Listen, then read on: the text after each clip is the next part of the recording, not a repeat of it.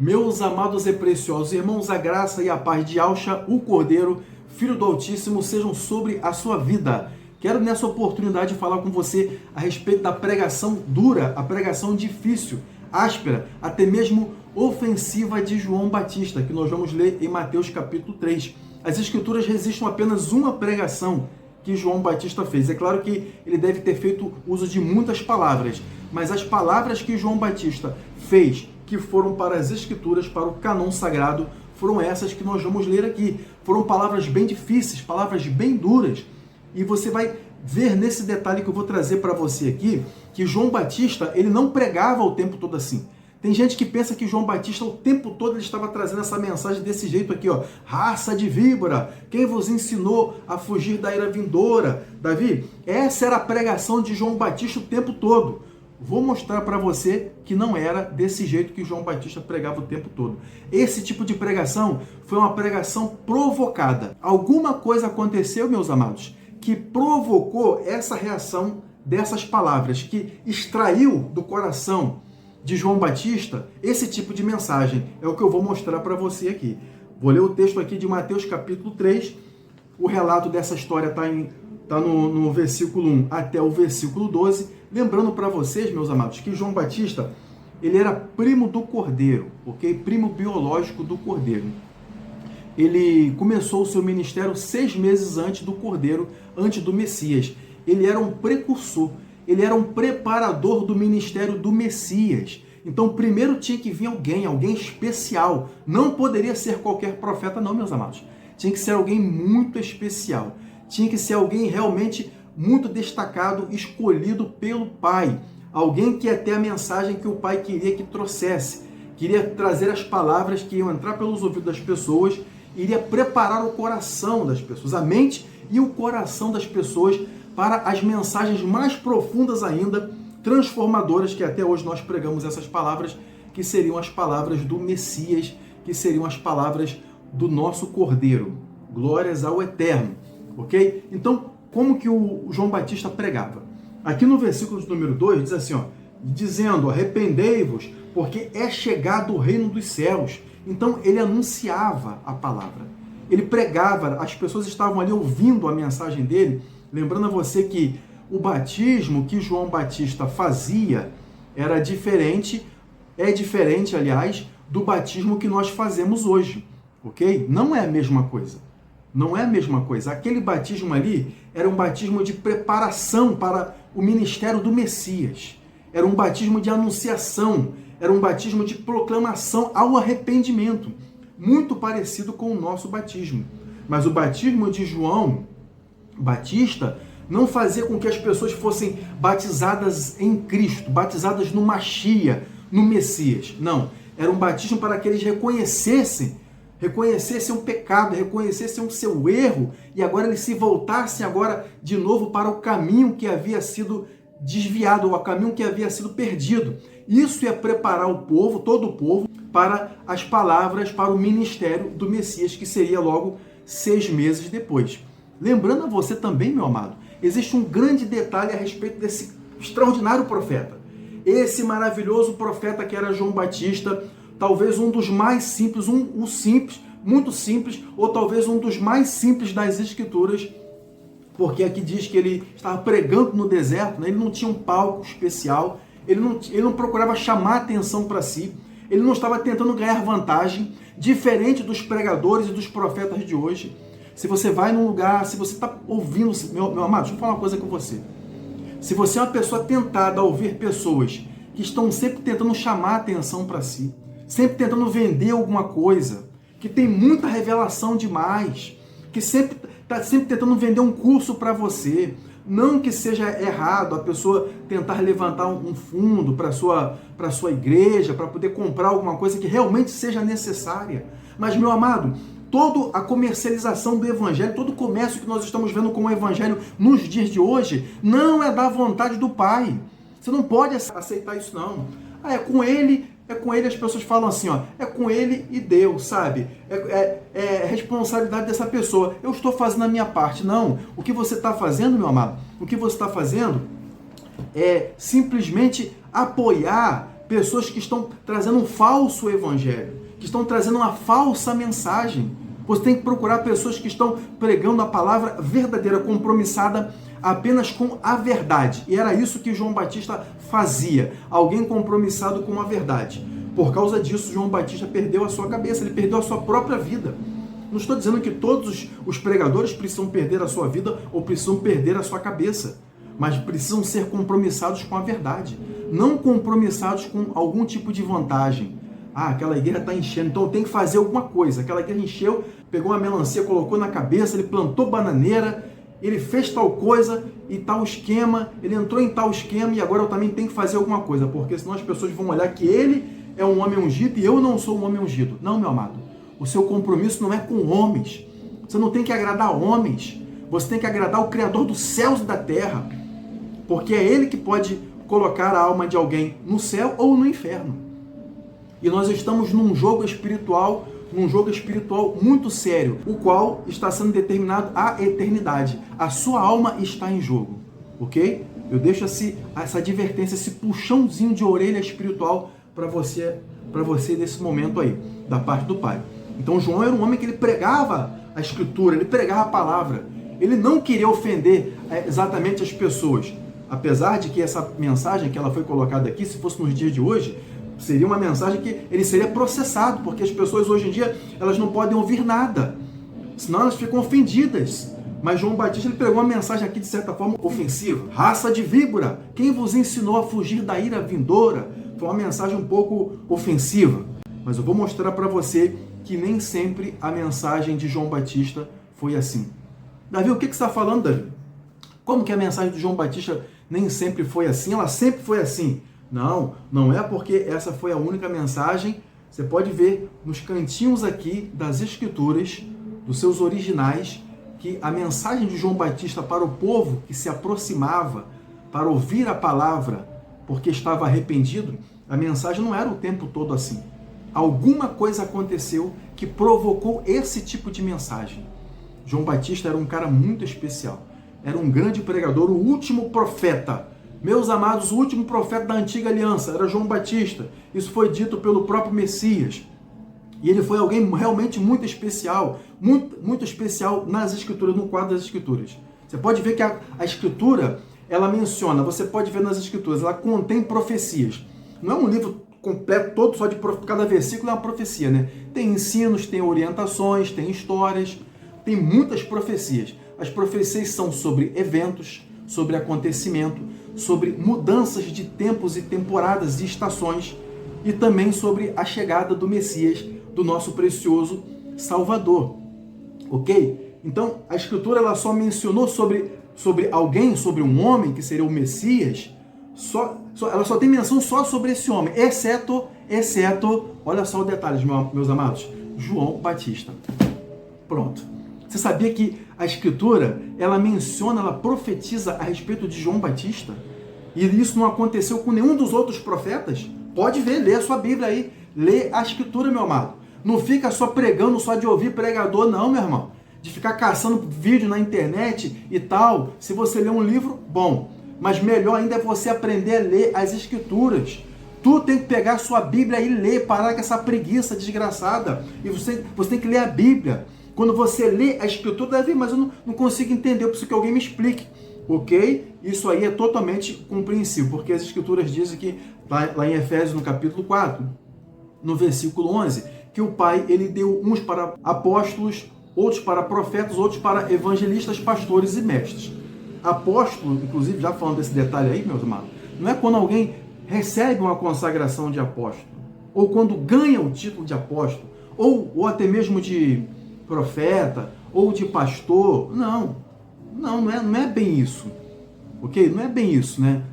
O apóstolo, hoje, né, a pessoa nem tem um título, mas as suas ações, aquilo que ela exerce em si, significa que a pessoa é um apóstolo, mas ela nem tem a necessidade de se chamar como um apóstolo, ok? Porque esses ministérios que eu mencionei para você, em Efésios capítulo 4, no versículo 11, eu não vou abrir aqui e nem ler para nós não fazermos um vídeo muito longo, mas as Escrituras, elas trazem esse texto porque esses ministérios, eles estariam em efeito hoje, no presente momento. Tanto quando o apóstolo Paulo falou isso, também nesse presente momento. Então, homens que estão ensinando a palavra, que têm a devida maturidade, meus amados, devida maturidade. Hoje em dia o camarada se converte, ele tem 1 ano, 2 anos ou menos, ou um pouquinho mais, e daqui a pouco o cara, ele é o pastor. Como, meu amado, ele é o pastor? Não é questão de querer diminuir ninguém. Davi, você está querendo diminuir alguém, meu irmão? Se for o teu caso, você estiver me assistindo aí, não estou querendo diminuir, não. Se você é uma pessoa realmente do Criador, você sabe aí no seu coração que eu não estou querendo te diminuir. E você sabe que o Criador está colocando essa palavra na minha boca mesmo. Você sabe que é o Pai que está colocando essa palavra na minha boca. É Ele que está colocando essa mensagem para você ouvir. Foi Ele que colocou você aí nesse vídeo. Por isso que você está assistindo até esse presente momento. Ok, meu irmão? Ou minha irmã? Foi Ele que colocou. Então você sabe que isso que eu estou falando para você é verdade. Um apóstolo de verdade, do presente momento, ou pastor, ou sei lá quem for, ele às vezes ele nem tem um título, mas é uma pessoa que o Pai realmente ungiu. Ele tem a maturidade para isso. Ele consegue ter olhos espirituais, ele consegue enxergar. E ele não é ganancioso, ele não está aí tentando ganhar dinheiro. Ele não está tentando, sabe, fazer um mercantilismo da fé. Um negócio da fé. Meus irmãos, quantas pessoas fazem um negócio da fé? A fé não é para fazer negócio, meus amados. Para que as pessoas olhem para nós e digam, olha, a guerra dele tem mais. Ou a guerra dele tem menos, então deve ser porque o Pai não está ungindo muito esse homem, não. Não, meus amados. O homem do Criador de verdade, ele é um homem que ele tem um compromisso com as Escrituras, com a palavra, então ele fala a palavra, tenha muitas pessoas para ouvir ou não. João Batista estava pregando, meus amados, no deserto, e lá as pessoas ouviam a sua mensagem. Talvez eu esteja falando para você nesse momento agora, mesmo nesse deserto, o Pai está falando com você, está falando essa mensagem chegar na sua vida e te impactar, e te ajudar, e fazer com que você seja liberto pelo poder da palavra e da presença do Espírito do Eterno.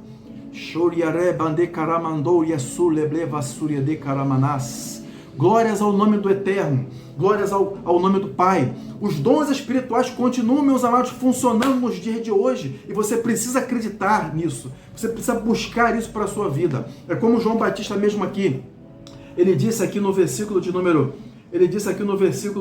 11 do capítulo 3, ele disse, ó, eu em verdade, vos batizo com água para o arrependimento, mas aquele que vem após mim é mais poderoso do que eu, cujas alparcas não sou digno de levar. Ele vos batizará com o Espírito do Eterno, o Espírito Santo e com fogo. Oh, aleluia! O nome do Eterno, o poder do Espírito, a presença do Eterno vai sobre a tua vida nesse momento agora. E você recebe esse batismo, você recebe essa unção, essa virtude sobre a sua vida, esse fogo líquido sobre a sua vida, que te dá força, que te dá graça para você vencer essas lutas. Nenhum demônio nos infernos vai conseguir resistir à unção e o poder de Yahweh quando está na sua vida. Quando vem sobre você, não pode resistir, meus amados. Aonde o diabo está, a luz do Pai não está. Aonde a luz do Pai, a luz do Criador, onde a presença do Pai está, o diabo não está. E aonde o diabo está, e a luz e a unção do Pai e o Espírito do Eterno chega, o capeta tem que sair. Então, se houver uma obra das trevas na sua vida, eu ordeno agora, na autoridade que o Pai colocou sobre a minha vida. Eu digo isso humildemente, mas eu sei da autoridade que o Pai colocou sobre a minha vida. Eu digo esse poder do mal agora, no nome de Yahshua, no nome que é sobre todo nome, eu ordeno, bate retirada agora, vai embora da vida desse meu irmão e da minha irmã, e essa pessoa seja liberta agora, meu irmão. Eu profetizo agora, eu ordeno a tua libertação agora, através do poder da palavra do Mashiach, através do poder da palavra do Cristo, do Messias, nosso Messias, o nosso precioso Salvador. Aleluia. Glórias ao Eterno. Então, voltando, meus amados, glórias ao nome do Eterno.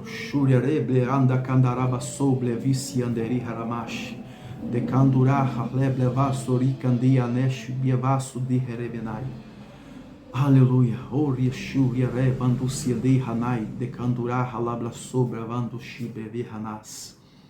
Glórias ao nome do Eterno, glórias ao nome do Eterno. Meus amados, João Batista ele foi um homem especial. Por quê? Porque o único homem, além do Messias, porque as Escrituras têm profecias a respeito da vinda do Messias, mas o único homem, além do Messias, que as Escrituras profetizou foi João Batista. Está lá em Isaías capítulo 40. Voz que clama no deserto, endireitai o caminho de Yahweh, preparai as suas veredas. Pode vir aqui em Mateus capítulo 3, olha o versículo de número 3, que diz assim, ó, porque este, João Batista, é o anunciado pelo profeta Isaías, que disse, voz do que clama no deserto, preparai o caminho de Yahweh, endireitai as suas veredas. Então, João Batista ele foi um preparador do caminho do Messias. Um preparador primo biológico do Cordeiro, do Messias. Começou o seu ministério 6 meses antes. E logo quando o Messias ele entra no cenário, ele sai. O ministério de João Batista durou por volta de 6 meses. Foi um ministério curto, mas totalmente impactante. Ele batizou o Messias e em seguida ele perdeu a sua vida e o Messias estava no início do seu ministério. Mas voltando lá para eu responder a sua pergunta. Por que João Batista ele fez uma pregação tão dura, de um confronto tão grande, até mesmo de certa forma ofensiva, como ele colocou aqui, né? Ele disse, raça de víboras. É uma pregação ofensiva, mas eu vou mostrar para você que nem sempre foi assim, meu amado. Nem sempre foi assim. Olha o que diz aqui o versículo 2. Olha, ele pregava, arrependei-vos e crede no evangelho. Arrependei-vos porque é chegado o reino dos céus.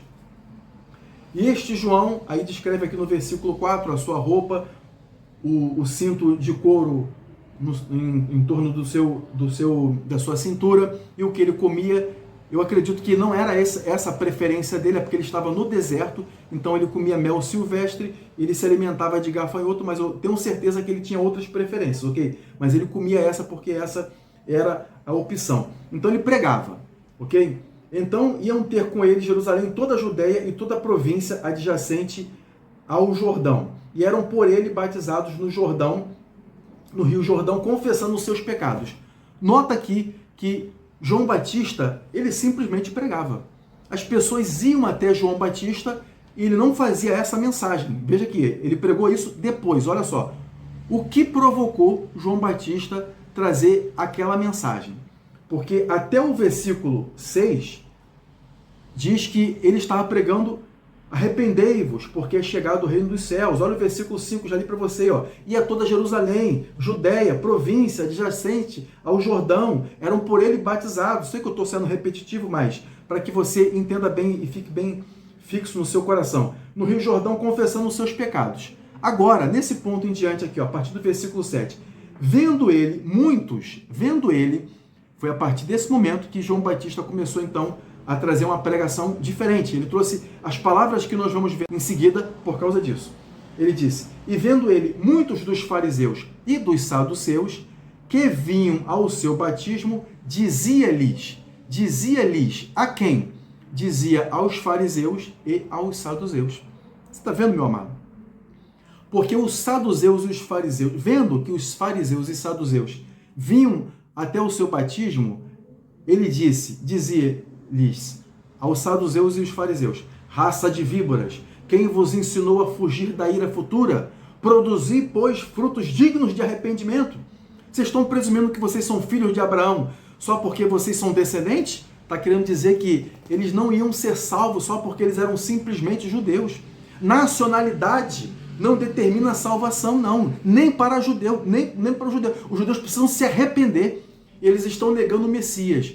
Diga-se de passagem, não era essa a mensagem do presente momento, mas para agora é. Os judeus do presente momento, eles só irão se arrepender no final da grande tribulação, quando a grande pressão de todas as nações que são contra Israel, e algumas vão acrescentar mais outras, né, no final da grande tribulação, muitas nações vão se alinhar, vão se associar ao anticristo, e outras não, é claro, né? Outras não, e elas serão julgadas no final da grande tribulação pelo Messias, elas vão confrontar Israel no final. Israel vai ficar totalmente sem esperança quando finalmente terá que clamar ao verdadeiro Messias. Então eles vão parar de usar o nome falso que eles usam, o nome que eles não ligam, que eles não têm importância, porque o nome que nós conhecemos como Jesus vem de Jesus, Então, esse nome, que vem por sua vez de Exu, que é o nome que eles usavam, então, no latim. Depois a Igreja Católica colocou Jesus, acrescentou o J, enfim. Então, tem um nome que nós conhecemos hoje como Jesus, mas o nome do Cordeiro verdadeiro é Yahushua, ok? Yahushua. Nas Bíblias antigas, eles colocavam na capa o nome do pai e o nome do seu filho na capa ali no seu original hebraico, no hebraico antigo. Ok? A pronúncia do antigo original, o nome do pai é Yau, e a pronúncia do nome do cordeiro no original antigo é Yahushua. Então eles vão clamar por esse nome, não vai ser outro nome. Eles não vão clamar Jesus, Jesus, nem Maria, sem ofensa a ninguém, nenhum outro nome. Eles vão clamar por Yahushua. Esse que é o nome que eles vão clamar. Quando eles clamarem o nome verdadeiro, porque eles sabem que esse é o nome verdadeiro. Os rabinos lá em Jerusalém sabem que esse é o nome, mas eles preferem ocultar e muitos deles até ofender. Tem vídeos de rabinos ofendendo, né? Os vídeos que são fechados apenas para estudo de quem aprende lá a Torá e tudo mais. Alguns, não todos, ok? Alguns rabinos, eles ofendem esse nome ali. Miserável, abominável, desprezível, bastardo, asno. Yeshua, vulgo Jesus Cristo, o mais maldito dentre todos. Mas naquela ocasião, quando for no final da grande tribulação, quando vários países estiverem ali em volta de Israel, quando eles verem que não tem jeito mais, então eles vão clamar pelo verdadeiro nome do Messias. Vai ser então quando Yahushua vai vir sobre um cavalo branco, ele vai vir com os exércitos dos exércitos, nós estaremos lá também nesse detalhe aí, você pode assistir vídeo que eu explico sobre isso aí.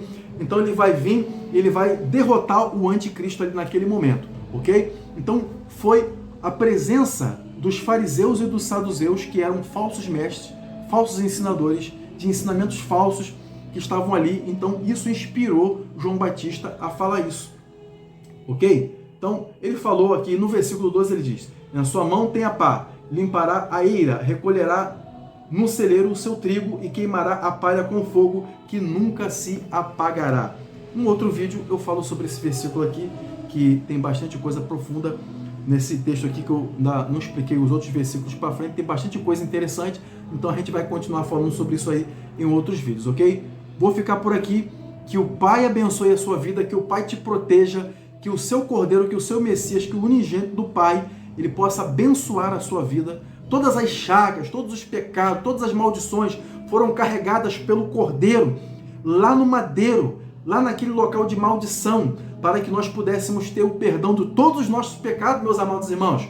Meu amado irmão, deixa eu dizer uma coisa para você, minha irmã.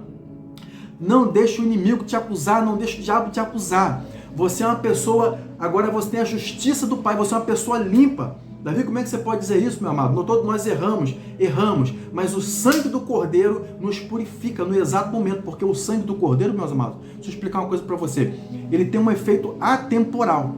Deixa eu repetir, atemporal. Não está limitado no nosso tempo, ok? Nesse tempo aqui que nós vivemos aqui, ele é atemporal. Ele preenche, ele resolve, ele limpa o teu passado, por assim dizer. Ele resolve o problema do seu presente e até mesmo do seu futuro. Isso não significa que por causa disso você agora vai querer pecar, porque você é uma nova criatura. Posto que você é uma nova criatura, então você é uma pessoa santa. Você vai querer estar mais próximo do Pai e de fazer a sua vontade e de lhe agradar, porque agora você tem uma nova natureza. Amém? Vou ficar por aqui, que o Pai abençoe a sua vida grandemente, no nome do Cordeiro, no nome de Yahushua.